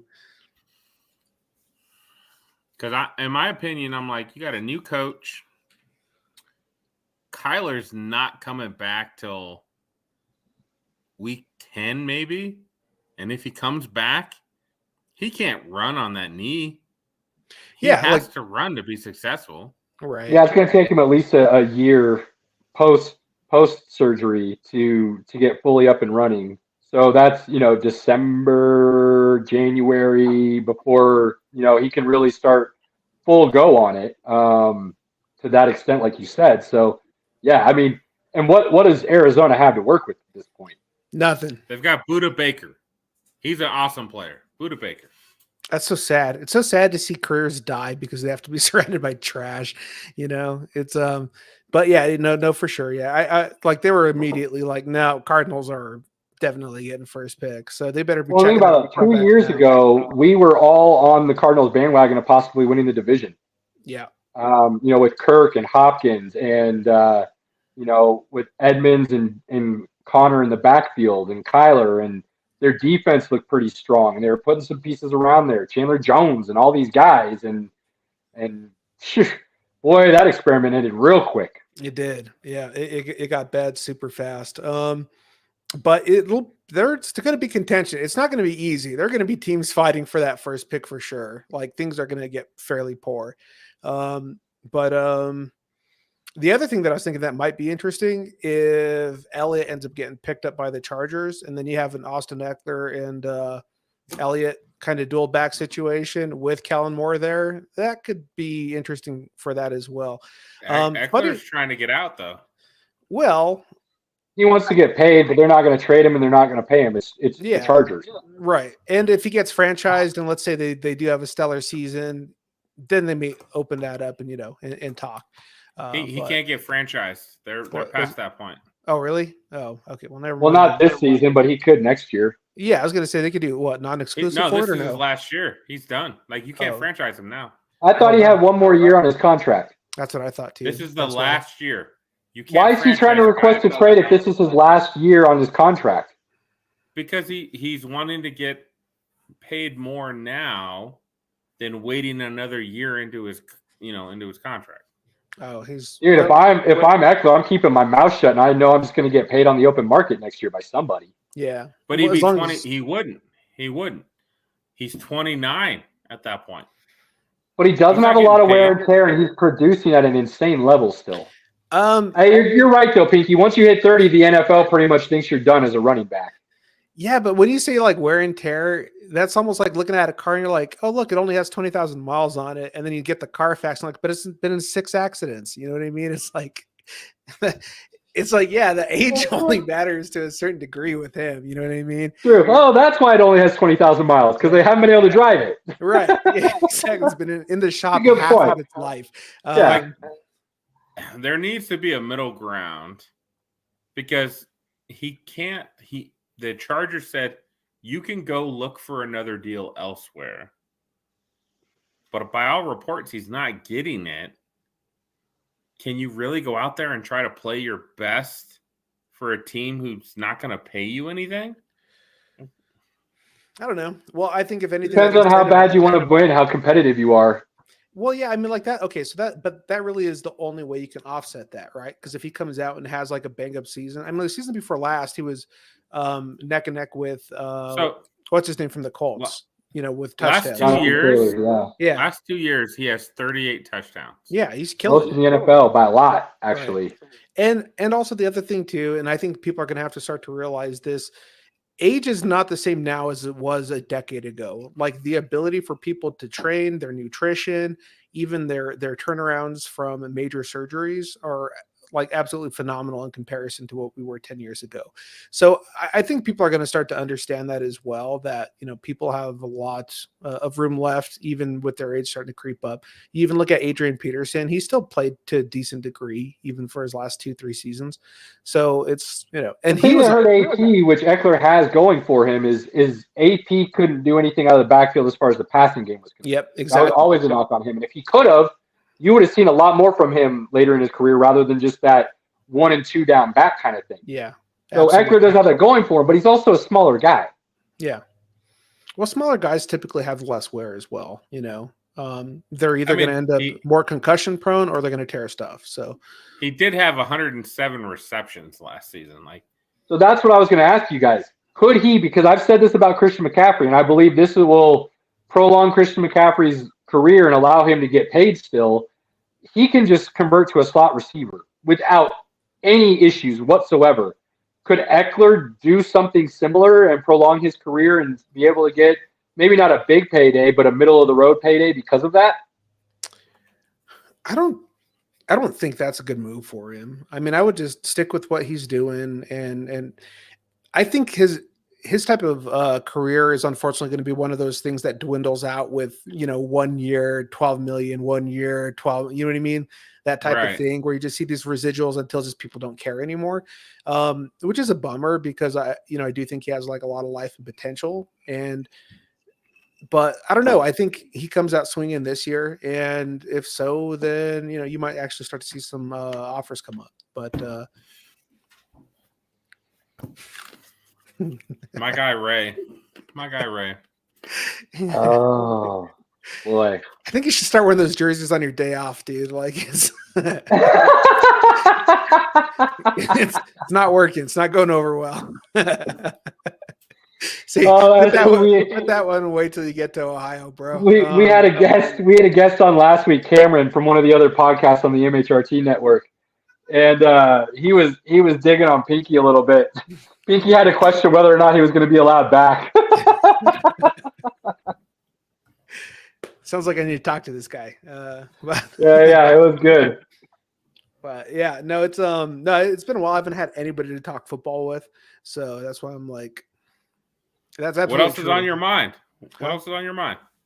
Honestly, I just wanted to talk. I've been like running solo for like, I'm not even kidding, for like the last month, dude. I've been like remodeling one building and then building out and remodeling another building, all while setting up all of our franchising stuff, all while getting our commercial kitchen taken care of. And then I'm going to be doing graveyard shifts so I can start doing all of our prepping and for food. Like this is nonstop, man.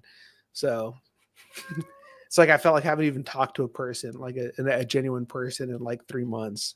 Look, anytime you got some spare time around these hours, you can jump on for 30 seconds if you want to, just to shout something out and then disappear. Like, you're right. You don't need an invite. You are original to this. You helped create it. You are always welcome to come on and say whatever you need to. Well, I do appreciate that, and I'll probably need to take advantage of it more. Oh, and we still got to make sure, get our tickets. Go check out that Nike movie coming out next month. Yes. Yeah. Yes. I'll snag those in. up. Sweet. Yeah, I'm down. I want to check that out for sure. But this is going to be a good year of movies. Complete tangent, but we always used to talk movies, shows, things like that as well. And yeah, I think this is going to be actually a really good year for movies. So I'm pretty excited about it. So, Aaron, have you watched Last of Us yet? Yes. I'm halfway through. I'm okay. almost there. I'm gonna assume you did it's not good. play the game. I did not. Okay, the show follows the game, so I mean, like I knew everything that was going to happen. So, you know, I mean, I wasn't there for the surprise though. I was there for the admiration of the execution because they did phenomenal. What's really funny to me is there's a really good parallel between Pedro Pascal and Grogu and Pedro Pascal and Ellie. Is it Ellie? Am I saying that wrong? What's her name? No, it's Ellie. I just don't know who Ellie. you're talking about. Who's the other person about Pedro Pascal? Who's that? He plays Mandalorian. He's talking Star Wars, Grogu, Baby Yoda. Oh, it's literally the same fucking thing. Yeah. He's taking care of Ellie in this dystopian world. Yeah, and then he's taking care of Grogu as well. Like it's the same fucking character. It's awesome. I didn't watch Mandalorian, so that's why I was lost on that analogy. But you want to know what? That's why. It's like the difference between Kia and Hyundai. You know, they got to make one for you, and then they got to make one for me. So it's like it's perfect. Yeah. Dude, Mandalorian is I'm just wondering how many people even caught that. They're like, what the hell is this guy talking about? This is why I missed you, dude. Oh my god, the bangers. Yeah, this is how I function, bro. Oh. But yeah, so no, I'm Last of Us was great. I don't know if I don't think you should be disappointed because it's like it is a continuation. It's going to be 2 seasons. So it's going to be more than that. Probably not actually. I don't think so. It's one of HBO's best shows right now. It's going to be more. Yeah, I think HBO learned though from Game of Thrones. If you're going to start with source material, you don't deviate from source material. You don't go create and rip your own shit. Yeah, the fact that they got Neil Druckmann in, like the actual, original guy for the game, I don't think they're going to be able to convince him, no, come on, let's just make something up for a 3rd season. Neil will probably be like, nah. Or here's the thing. He also might be able to come up with like a whole brand new perspective of it, from a kind of like the difference between The Walking Dead and Fear the Walking Dead. Arguably, I thought, Fear the Walking Dead was somewhat of a better show, like to a certain degree. So, I mean, there's always that potential, but I just know what the first and the second game encapsulated, and that doesn't leave a lot of wiggle room for a 3rd season unless that's true. Playing that game, they picked the perfect ways to induce nostalgia, though. That's what was so cool, is that they picked certain perfect cinematography from the game, and that they did it like literally frame by frame, copied it into the actual show, but it made it feel that much better to actually see, the actor environment and everything for it. So I watched the episode today where they're in Kansas City. Mm-hmm. And I text Andy because Andy's watched the whole thing, and he's a Kansas City Chiefs fan. Yeah. I was like, bro, when the zombies crushed Kansas City, I loved every minute of it. And he was like, what are you talking about? I was like, I just watched the episode in Last of Us where they crushed Kansas City. And he was like, oh, that makes sense. Did you also say that it managed to look more hospitable in the show than it did in real life? No? All right. Well, make sure you toss that one out there next time. But we got our draft tickets. We're ready, buddy. We're ready. Nice, man. That's exciting. Speaking of draft, I know you always like to do your research. More and more over the last couple of years, you started to look at, the rookie class and things of the nature to pay a little bit more attention.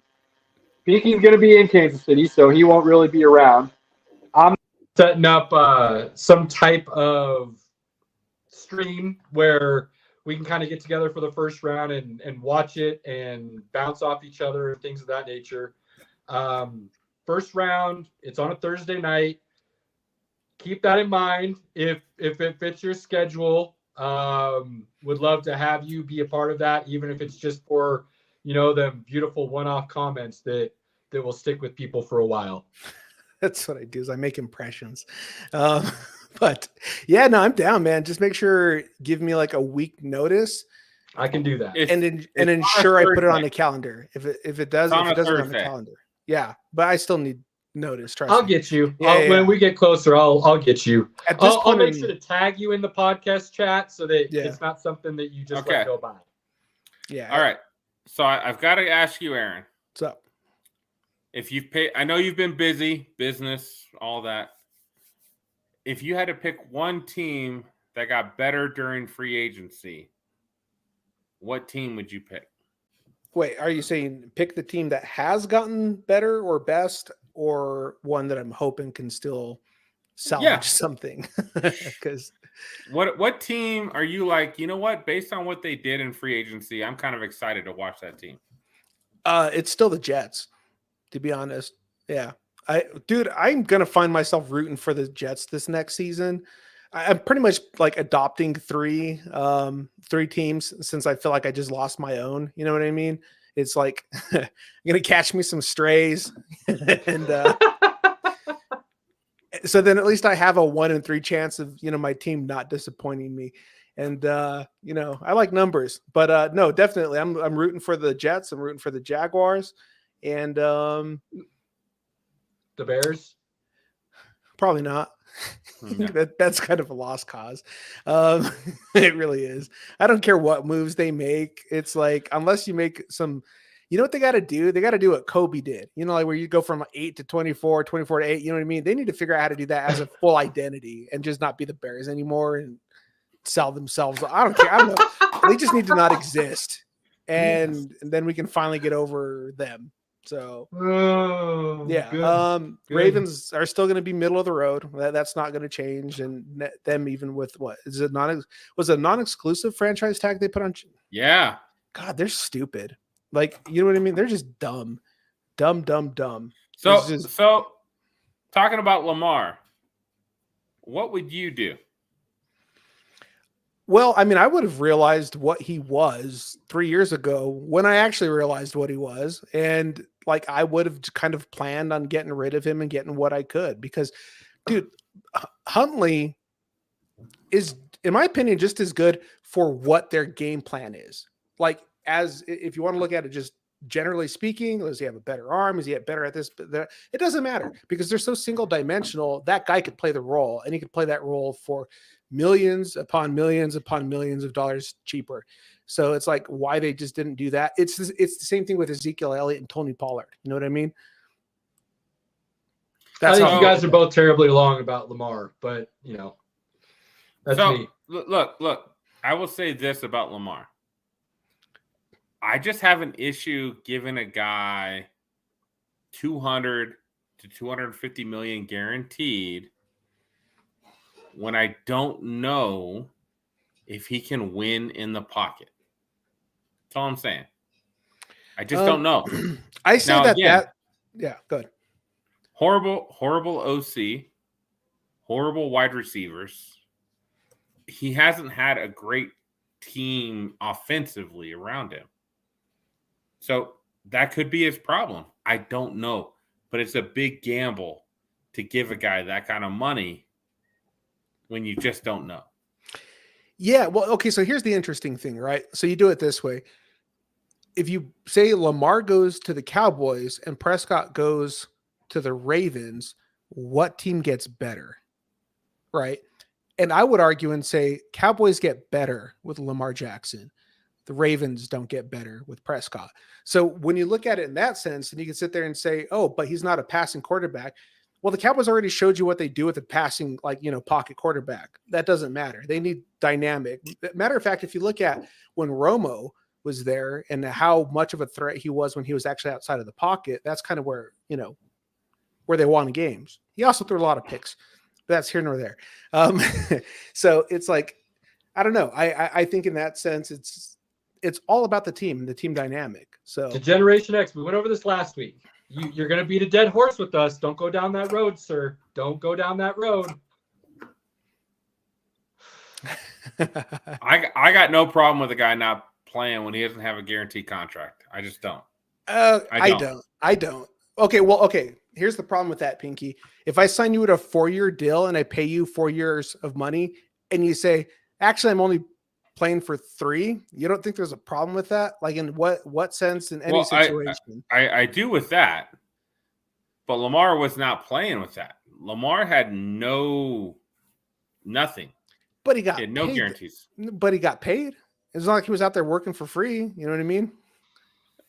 I am not blonde. I am completely He's not white, my talking friend. about you, my guy. I assure you, he's not talking about you. Who's he talking about? This Because guy. Lamar's not blonde either. I'm the one that was defending Lamar. Oh yeah. I don't have a problem with you defending Lamar. I just don't think you have any merit to defend Lamar. You know what I mean? I'm going to keep saying it. I'm going to keep saying it. You cannot tell me he's not a thrower of the football until you give him weapons to throw the football to. Josh Allen was said he wasn't going to be a great QB, and then all of a sudden he gets Stephon Diggs. He takes a huge jump. People were questioning Trevor Lawrence after his second year. After his first year. Granted, there were some other issues going on, but they get him weapons, and look what happens. Yeah. Look at Jalen Hurts. People were saying Jalen Hurts couldn't throw the ball. You bring a number 1 in with A.J. Brown and Devontae Smith. All of a sudden, he looks like a beast. You cannot sit here and tell me that Lamar Jackson can't do the same thing until you show me he can't do the same thing. And I know Pinky hates this, and you've been over the history of the show with us back and forth when I do this. You haven't necessarily hated it, but sometimes you don't necessarily like it. What I saw at Lamar in college was somebody who could throw the football. He's just not being given that true opportunity in Baltimore. So until you give him that true opportunity and you give him some actual wide receiver weapons, until he fails at that, I'm going to stay on that ledge, if you will. Again, I don't necessarily have a problem with you defending him. And the reason why is because it's almost like, God, I was going to say something terrible. Never mind. I won't use that analogy. Instead, I'll just put it this way. It's like, for him, it's chicken or egg, right? Because you could sit there and say, oh, the team doesn't give him these opportunities and they don't do this or that, whatever. But it could also be the team saying, we don't think you could do that, so we're not even going to put that in the game plan. You know what I mean? So they're doing what they should be doing to try to leverage themselves for success.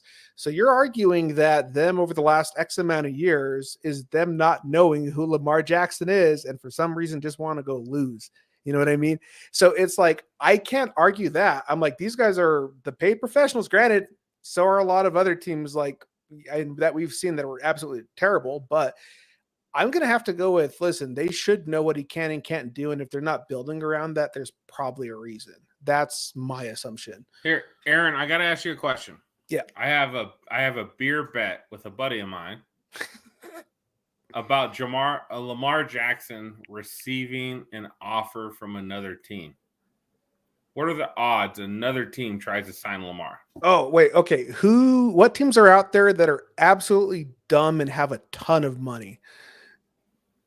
Chicago. Well, nobody after free agency. Chicago was the only team that fits that description. Yeah. That was the Browns last year. So we only get one of those. But yeah, so then the answer is none, because it's like, if all the dumb people are already broke, it's just not going to happen. You know what I mean? At this point. So I will say, I've been a big thing on, I believe there's a lot of collusion going on. Whether people want to agree with it or not, I believe there's some serious collusion. One, I think that the franchise tag in either form is the owner's way of colluding to begin with. I think they're in terribly, terribly bad. Yeah. And they should get rid of them the next collective bargaining. That's like in poker, if you showed somebody one card, you know what I mean? It's like that kind of mentality where you're giving them a heads up of something, which. Yeah. Now, I did hear something today that I did not fully understand until today. And after it was said, researched a little bit, educated myself. If somebody gives Lamar an offer, the Ravens can sit on it. They have time. It's like July 17th or something like that before they have to decide if they're going to match it. It's something ridiculous. And the problem with that is the team that makes that offer, that money is on their books until the Ravens decide whether or not they're going to match or decline. So in that sense, it makes zero business sense for any other team to put an offer to Lamar Jackson without knowing if Baltimore is going to match or decline it, because it completely ruins anything else that they can do for the offseason. So it's a built-in collusion right there, because those teams then cannot, they're basically bidding against themselves. And then Baltimore gets to play savior in the end if they want to. Right. So it's just another layer of the franchise tag that I think is completely unfair and ridiculous. Yeah, I don't know. And I don't know, man. I see the pros and cons for both. You know what I mean? Because players could leverage it a certain way, owners could leverage it a certain way. So it's like, it's more of like just how you kind of want to play the game and how you want to position it. So I'm not going to say that it's inherently bad, but are there things like,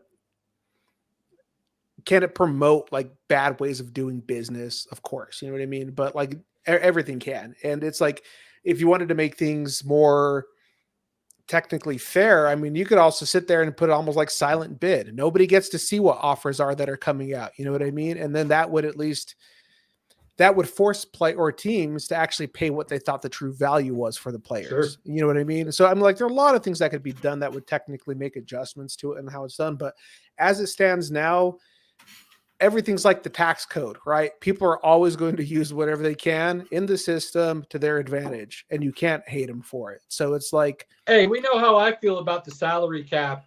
The magical numbers, baby. Them don't actually exist. And anybody who thinks otherwise is foolish. Listen, anybody who thinks salary cap matters doesn't know how our government runs, okay? Because spend 30 minutes to check out our economics, and you're going to be like, oh, that's how they do it in the NFL. Gotcha. All right, print stuff. Right. Okay. Free up things, move that around, do some balance transfers. Gotcha. Yeah, you know what I mean? exactly. It's like, look at that. I got money again. That was a signing bonus? No, we're going to make that guaranteed now as part of your first week's salary. I will say this, though. Cash over cap. Absolutely. And it's like the other thing, too, that kind of annoyed me is like, especially, I guarantee that they knew Elliott was gone by the end of this last season. I don't know why they didn't try to make a move for DJ Moore, because I think DJ Moore would have been a great addition to the Cowboys. Like, that is what we need. We needed somebody with size. After losing Cooper, because Jerry would have had told Bryant, CeeDee Lamb to give up his 88 jersey. That's why. I don't think that would have been too difficult, because they would have been like, hey, DJ, do you want to play for a team that actually might win some games? And he'd be like, yeah, let's try that. And, that might have been an incentive enough, but instead he goes to the Bears. Hey, Justin Fields is going to ball out this year if they get some offensive line. No, Justin Fields is going to run a lot, but he's not going to ball out. Nope. You guys are wrong. He's going to show you he's a quarterback. I'm telling you right now. Yeah, this time things are going to be different. I got you. Absolutely. Spoken probably like a true Bears fan. I got room on the caboose still. You guys are welcome to jump on. You just let me know when you're ready. Nobody's going to take those seats, dude. Don't worry about it. No one's taking those seats. Yeah. Trains like, oh man, no, I'm not going to say that either. See, all I want to do is just spit things out that are going to get me canceled. No. We're actually have some views now. People actually care about this. We can't get too carried away easy. No, yeah, that's right. All right, I'll share all that off screen. I was going to bust some stuff out, man. I'm like, I better not get into politics down there. That's for sure. Yeah, easy there, Tiger. People are archiving me. Start slow. Give me some final thoughts. Give me some final thoughts. I just can't wait for football season. That's the only sports that, I really get into. I still watch some strongman stuff. That's been kind of cool. Arm wrestlers. That's what, June, right? Strongman's in June. I don't know actually because they keep doing these little offshoot things, like Brian Shaw does his own. The Arnold does his own as well. And plus, I like to watch some of the meets as well. So where they're doing like the deadlift, squat, and bench numbers, like it's pretty crazy what some of these people are putting on. Oh. April 19th through April 23rd is the strongman competition. I figured, and what's interesting is Eddie Hall and Hafthor Bjornsson apparently are both coming out of retirement to go. Right. First, they would have to break the doors open because I'm sure it's atrophied and sealed shut. Hey, Broncos are going to regret not drafting him. They're going to regret it. Actually, what's funny is they're going to go back there to look at that bear space and realize it hadn't been there for 20 years and they're not even sure what happened to it. And, but it's fine. Don't worry about it. It's the Bears. They're already I'll get comfortable. I'll get you a Fields jersey, Caleb. It's fine. I'll get you a Fields jersey. It's fine. Just like I'll rock that over a Russell Wilson jersey all day, every day, baby. I'm sure they're on clearance, so you could probably save some cash. That's pretty good. Yeah. God damn. Justin Fields. What better name for somebody who can only run? You know what I mean? Like it's just Fields. Well, it's a good thing Zach's not here. I would really be beat to the fire. Aaron, it's really funny. I saw on one of the ESPN shows they were talking about Justin Fields, and they were actually singing his praises. But every highlight they ran was just him running. It's true. And I was like, wait, you can't tell me he's going to be a great quarterback and then just show highlights of him running the football. You got to go back to college to see him throw the football. The Bears don't let him do it. Yeah, but in other words, you're saying, hey, you should go back to when anybody could throw 5 touchdowns a game if they really want to. You can't be impressed by performance in college. Those are the most offset matches you'll ever see in anything you want to even call semi-professional sports. It's gross, and this. I would. I don't even know how you can argue he didn't do it on the big stage, but he did it on the big stage. That's where I always go back to. It's not like I'm just talking about him playing against Nebraska. I'm not bringing that up. I'm bringing up what he did against Trevor Lawrence and Clemson. You know what I mean? Alabama. I'm talking about the games that mattered against the best opponents of when he shined the brightest. But those were those are the best of college. You get in the NFL, and again, the worst defense was shit that year. No. Yes, the second year it wasn't great. Yes, the first year it was. Look, I'm going to stand on this until I'm proven otherwise, and I think next year I'm going to be proven right. Actually, I honestly you should stand on it until you're proven correctly, and because you're going to get tired much more that way. We know that doesn't happen. Yeah, well, dude, you're going to be 10 years into Lamar Jackson's retirement and still saying all those things about he would have been such a good pocket passer. And then half the people in the audience are gonna be like, "Who's Lamar Jackson?" You know what I mean? That it's gonna be like, yeah. Hey, in all fairness, I think you could agree. I'm pretty good at eating my crow and admitting when I'm wrong when it's proven that I was wrong. You're also good at assassinating people just by mentioning their name. So it's just like, yeah, I don't. Hey, we haven't introduced the people to my curse yet. Let's not get ahead of ourselves. No. We haven't introduced people to my curse yet. If anybody is familiar with the show Death Note, that is basically Caleb. He's like, I'm gonna put your name in my little book. You're my favorite player this year, and you're like, sweet, don't draft him. He might not even make it through preseason.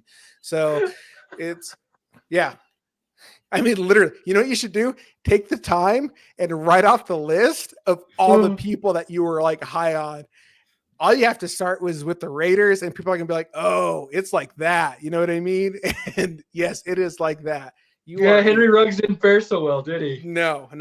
You are a curse on society, my friend. Anybody who gets within your good graces does not do well in professional sports. Yeah, anybody so sit down and write out the list one of these days, just to call it the hit to be able list. to paste it and let people see how true this thing really is. You know that scene on was it Billy Madison or Happy Gilmore? When he's sitting. Oh yeah, Cody. He's a death wish, bro. Just wait till he points out and then don't draft him. I'm serious. No, it's the scene on, I don't remember what it was with Steve Buscemi, where he's writing all the names down in the little book. Dude, that's you. You know what I mean? You're just sitting there jotting them down, killing careers by every pen stroke. It's I wish there was no truth to that, but I can't. It's ridiculously accurate, unfortunately. Yeah, you're like if they ordered the Madden curse off of Wish. You know what I mean? That's basically like what you are. Yeah. It's brutal. Why'd you gotta do me like that, SB? Dude, because this is the most accurate way I could depict it. For real. Because you're not even going off of their these high caliber players. Some of them are sleepers, and you're like, oh, they're gonna have a breakout year, and then it starts, and then and they broke their Achilles or their ACL or They like to drive really fast and drink. You know what I mean? It's like stuff like that. And so, I mean, you do have a knack of like picking poison. So it's, I don't know. That's like good. You should actually start sending tweets out to be like, if you know any better, you got to be like that Will Smith approach, right? If like you want me to keep your name at my mouth, like you're gonna send me, here's my PayPal. You know what I mean? It's like, yeah, for real, bro. Yeah, I've been doing it all wrong. I've been trying to work for a living to get rich, and really all I have to do is make sure NFL players send me a check so they don't ruin their careers. Absolutely. Here's the guys I'm really high on. Right. Send me $10 to find out who they are. Oh, bro, all you got to do is be like, I'm starting with initials. And then like post it in the list, you know, and people can scan it like, oh, that could be me. You know what I mean? And it's like, or jersey numbers. They just don't know if they're safe. You know what I mean? And then they'll treat it like Final Destination. Like, it's going to skip me this year. You know what I mean? But yeah, it'll be fun. Well, on that note, Pinky, give us your spiel that's become common now, and I'll end as we always do. My spiel? Yeah. How do you like to end the show? So now it clicks. Well, I'm gonna throw a little pub out there for Jason Sudeikis and the Ted Lasso crew, who is out at the White House talking about mental health. You know, reach out to your friends, reach out to your family, the people you care about. Just say, how you doing? What's going on? Spread some positivity. You don't know where that's going to lead. You don't know how people are doing. Find out. A lot of us, you know, once we get married, we have kids, we get busy in business, we can kind of get into our own world. Sometimes we need someone else to ask, how are you doing? What can I do to help you? Right? Yeah. And I think that's important to keep connected with the people you care about. Absolutely. Cool. So that's how I have ended the show since the day we started. So I guess I'll do Pinky's and mine. We are privileged to be part of the MHRT network.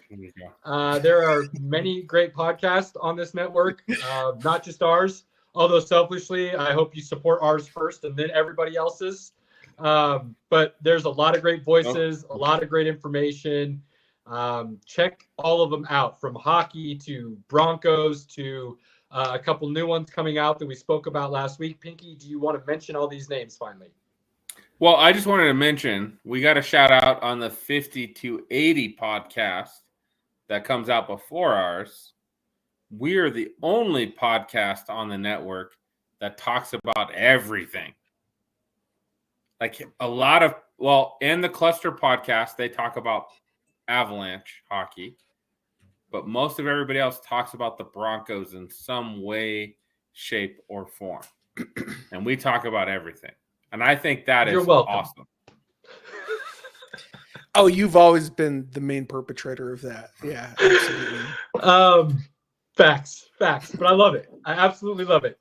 As always, to piggyback on what Pinky said, you know, we are very big on our free time being devoted to what we love and who we love. So cherish those moments you have with your loved ones, friends, anybody you consider family. Do not let those moments pass you by.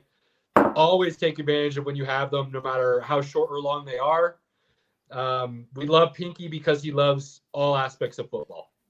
So do not hate on him for wanting to rep the game he loves. SP, God, man, it was good to see you and hear you and have you on with us again. Like I said, and Pinky will echo it. We always mean it.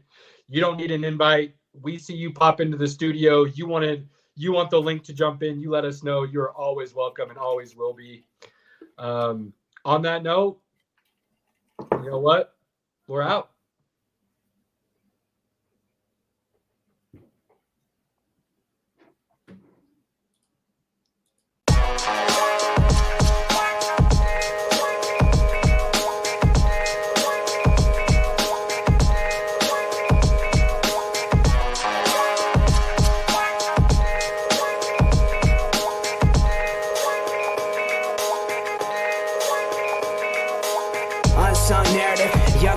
American, arrogant, throwing fits, ripping shit, tearing it, imperative. Then I'm killing this mic no matter where I live. These derelict rappers acting the fool, this embarrassing is flagrant. That's the nature. He left.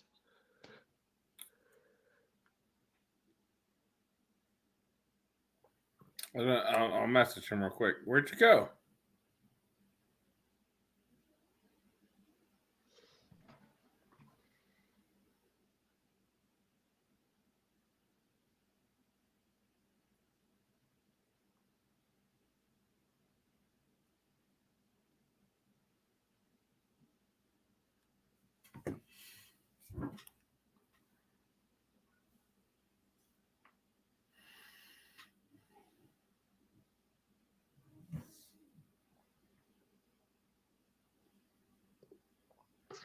Well, another one in the books, my guy. Man, it is funny. There he is. There he is. Get him back in. There you go. All like the outro stuff playing. I'm like, all right, well, I guess that's it, because like anywhere else. So I was like, yeah, I've already spent too much time here, so I'm leaving. But yeah, no, it was a good time, man. Like I haven't had a chance to actually like chill and chat